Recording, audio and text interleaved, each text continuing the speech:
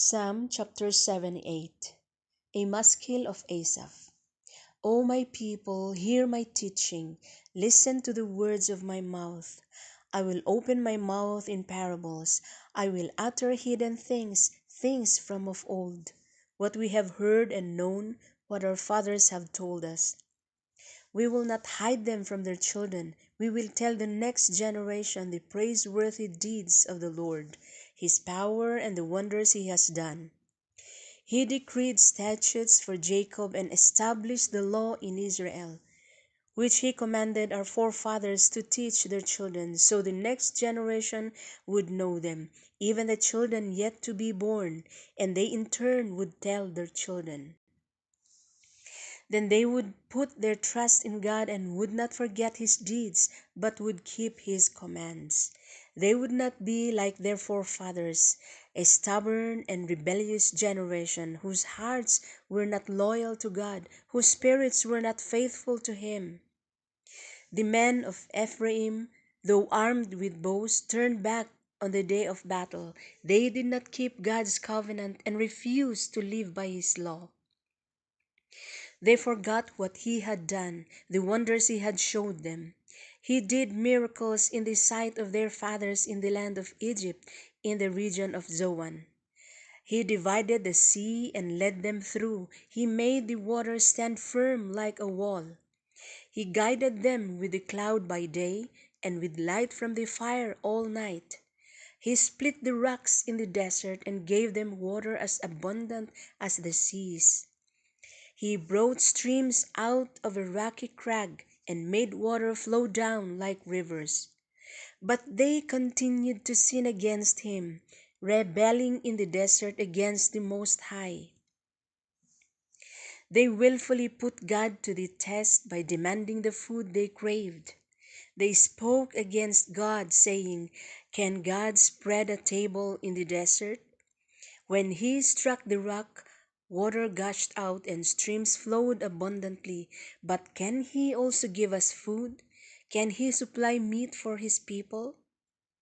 When the Lord heard them, He was very angry. His fire broke out against Jacob, and His wrath rose against Israel, for they did not believe in God or trust in His deliverance. Yet He gave a command to the skies above and opened the doors of the heavens. He rained down manna for the people to eat. He gave them the grain of heaven.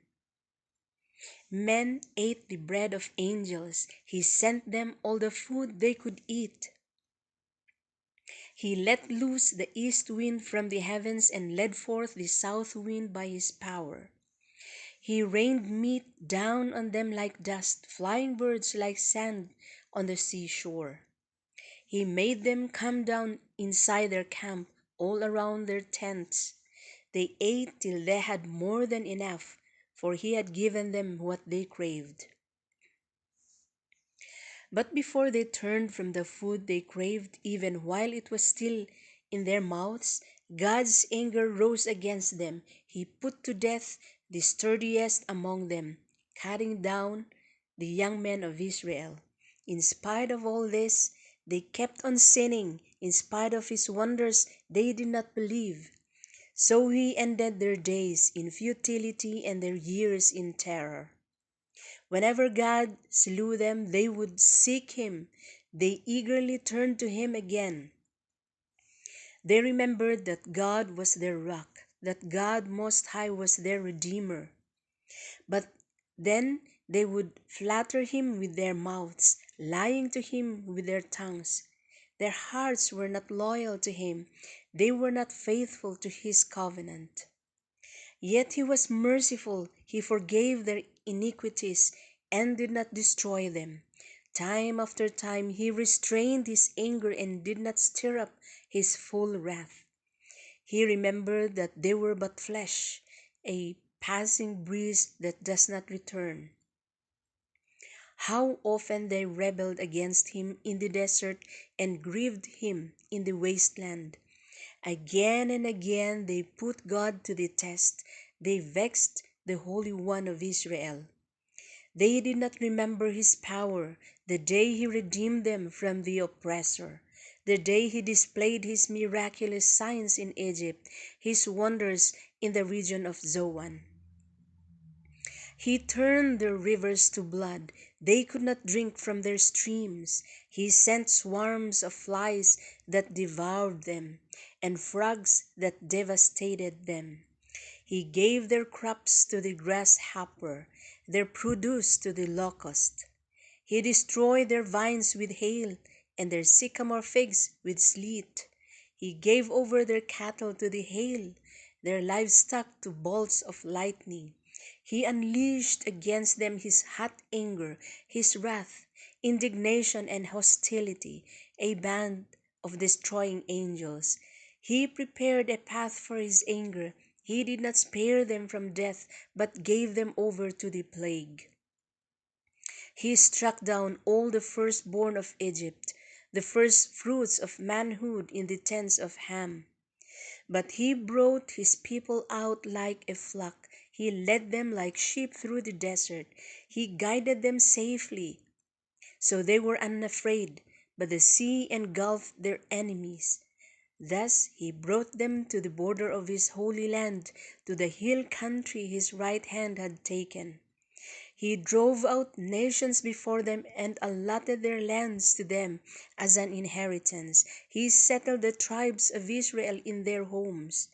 But they put God to the test and rebelled against the Most High. They did not keep his statutes.